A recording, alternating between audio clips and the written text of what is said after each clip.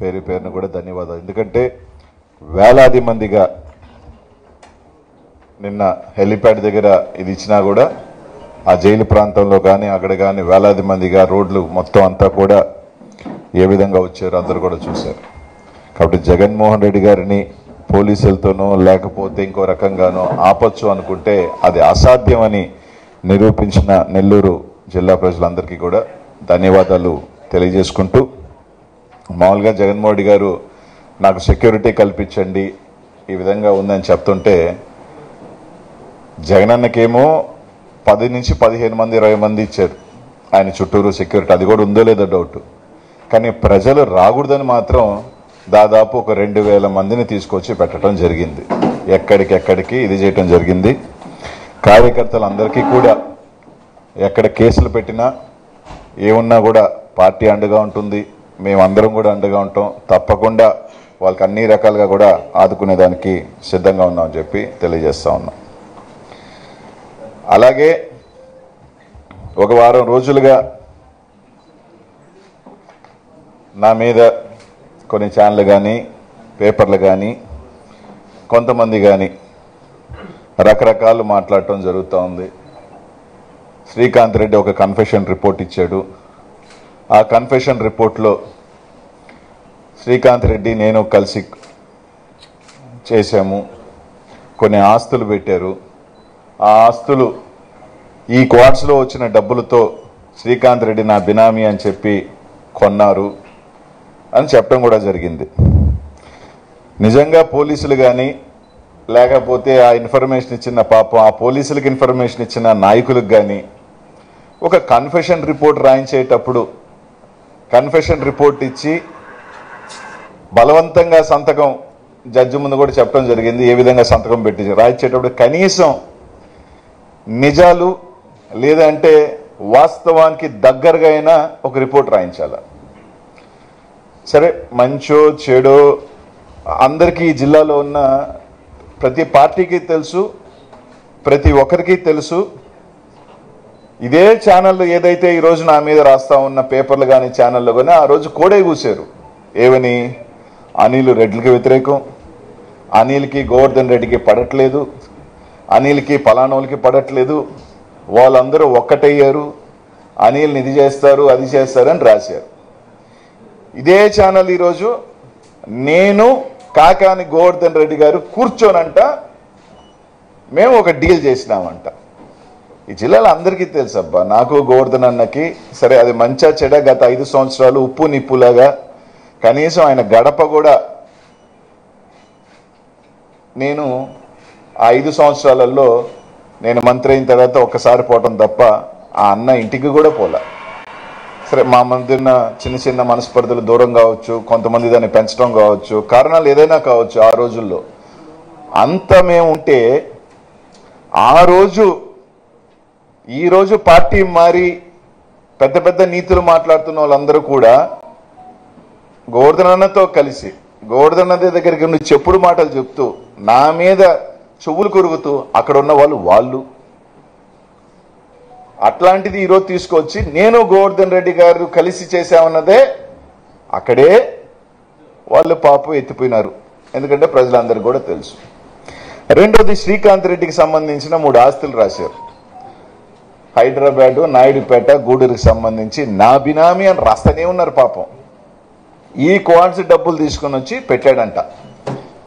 సరే, 2023 ఆగస్టులో నుంచి క్వార్ట్స్ మొదలు పెట్టారు, 7 నుంచి డబ్బులు అన్నారు. కానీ వాళ్ళు పాపం కనీసం డేటా అన్నా సరిగ్గా తెచ్చుకోవాలి. ఆ శ్రీకాంత్ రెడ్డి వాళ్ళు చెప్తున్న నాయుడుపేట ఎప్పుడు రిజిస్టర్ అయింది? 2022 ఆగస్టులో. హైదరాబాద్ చూపించిన వాళ్ళ స్థలం అసలు లేనే లేదు. 3వ తారీఖున 23 అక్టోబర్ నేను పెడితే 23 ఆగస్టు నుంచి నేను చేస్తున్నానని చెప్తారు వీళ్ళు. ఫ్యాక్ట్స్ తెలియకపోతే కనుక్కోండి. లేదు, తుమ్మల తరపుల ఆ ప్రాంతానికి వెళ్ళండి. ఆ ప్రాంతంలో గుడి ఎవరు కడతానన్నారు? ఆ గ్రామానికి ఆ జయలక్ష్మి మైన్ ఉన్న దగ్గర రోడ్డు ఎవరు వేస్తానన్నారు? మీ ద్వారా నేను చంద్రబాబు నాయుడు గారికి అడుగుతా ఉన్నా, లేఖ కూడా రాస్తా కావాలంటే. 2028 సెప్టెంబర్లో నేను నా రాజకీయ ప్రవేశం. ఈ గంటకి నేను ఇక్కడ కూర్చొని మాట్లాడుతున్న టైంకి నేను చెప్పేది 2024 గవర్నమెంట్ దిగిపోయిన టైంకి నేను కూడా మాట్లాడలా. ఈ గంటకి నేను మాట్లాడే ఈ క్షణానికి మీరందరూ నమ్ముతున్నారు కాబట్టి, ప్రజలను నమ్మించే ఒక కార్యక్రమం చేస్తున్నారు కాబట్టి, మీ పోలీసుల చేతనో మీ ఎస్ఐల చేతనో డిఎస్పీల చేతనో మీరు రాయించేది కాదు. ఒక సిట్టింగ్ జడ్జి ద్వారా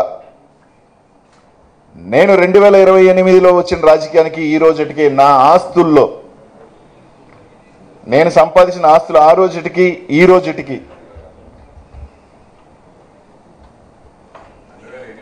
2008 సెప్టెంబర్లోకి ఈ రోజుటికి నా ప్రాపర్టీస్లో నేను అమ్మిన వాల్యుయేషన్ ప్రాపర్టీస్ ఈ రోజుటికి రూపాయి పెరుగున్నా, 1 రూపీ పెరుగున్నా, మీరు చెప్తున్న అనిల్ కుమార్ యాదవ్ కావచ్చు, నా కుటుంబ సభ్యుల మీద కావచ్చు, మీరు చెప్పిన నా 5-6 మంది బినామీల పేరు మీద కావచ్చు, ఎవరి పేరు మీద ఉన్నా కూడా ఎంక్వైరీ చేయండి. మీరు అంటున్న 1000 కోట్లుంటే 950 కోట్ల అమరావతి డెవలప్మెంట్కి తీసుకోండి. అతి పెద్ద ఫండ్ నేను ఇచ్చినోడిని అవుతా. ఒక 50 వరకు నాకు ఇండి దాంట్లో.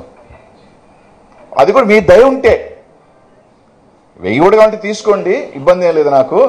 ఒకవేళ ఏమన్నా కనికరం వరే లేదు రైడ్ దగ్గర అనుకోని అనిపిస్తే ఒక 50 కోట్ల వరకు ఇండాయా, నాకు ఖర్చులు ఎక్కువ ఉన్నాయా, వేయించండి. ఈ రాష్ట్రంలో ఒక పాలసీ తీసుకొద్దాం. నాకు చాలామంది రాజకీయాలలో ఉన్నప్పుడు సహాయం చేయకుండా ఉండరు, సహాయం చేసుంటారు, చేశారు కూడా.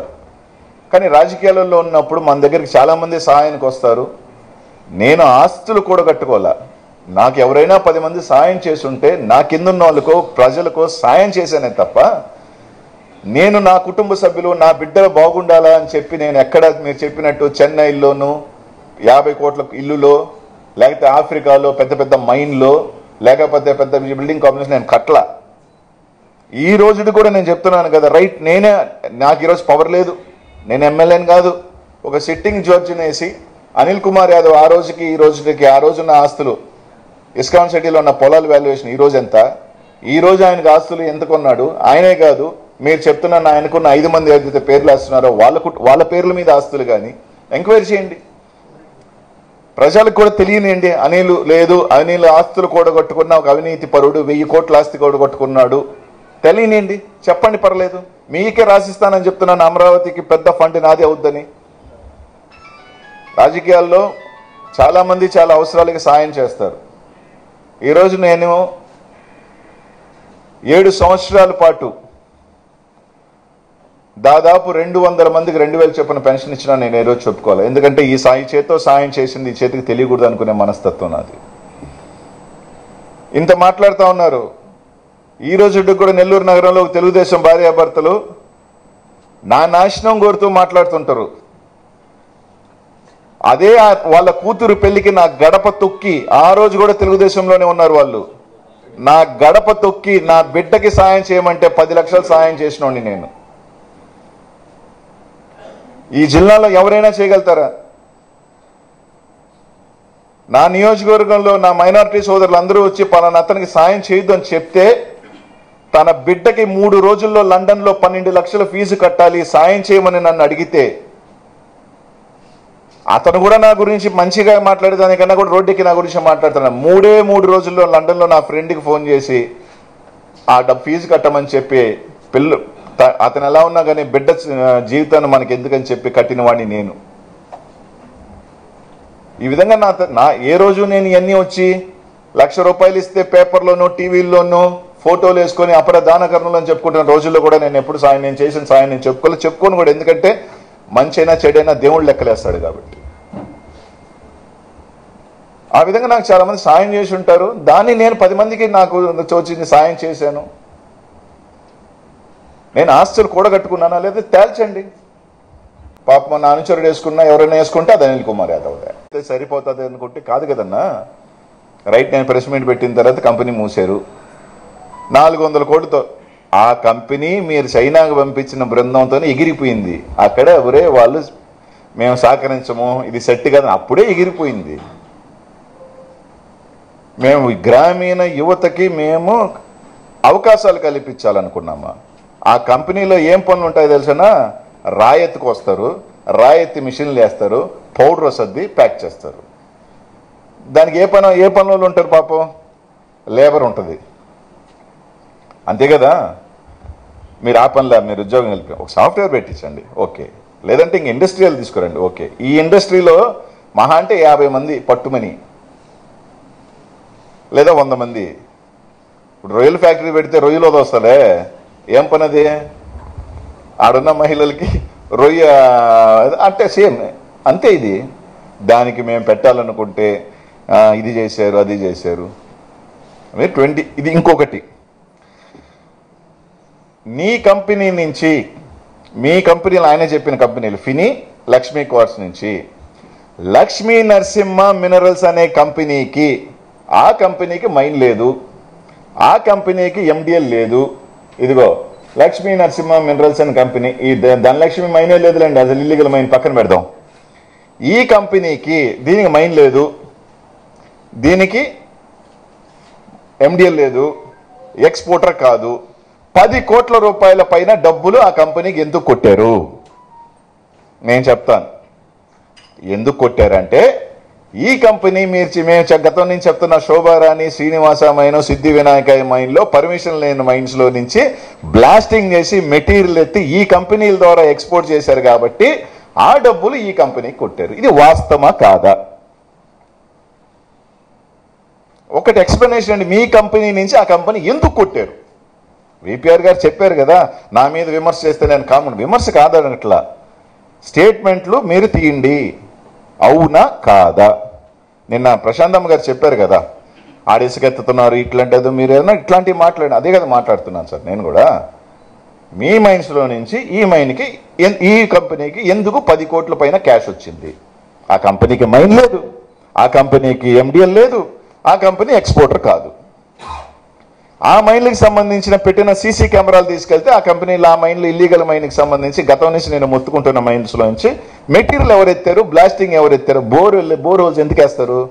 బ్లాస్టింగ్కి. ఎక్కడ వేసారు? నేను గారు, సిఐ గారు ఎవరో పిలిపించి ఎవరినో దగ్గరికి రాయించి కన్ఫెషన్ రాయరా అని చెప్పి దాన్ని పేపర్లోకి వచ్చి అన్నీ వద్దు, ఈడీకి వెళ్దాం బా. నేనే నేనే అడుగుతున్నాగా. 180 మంది నా దగ్గర ఆ టెస్టింగ్ ద్వారా చేసిన వాళ్ళ వల్ల 3 సంవత్సరాల బిడ్డ దగ్గర నుంచి 10వ క్లాస్ బిడ్డ దాకా ఆ రోజు వాళ్ళకి నాకు హార్ట్ ప్రాబ్లం ఉందని తెలిసి హార్ట్ సర్జరీ దగ్గర చేయించిన వాళ్ళు మేము. ఈ రోజు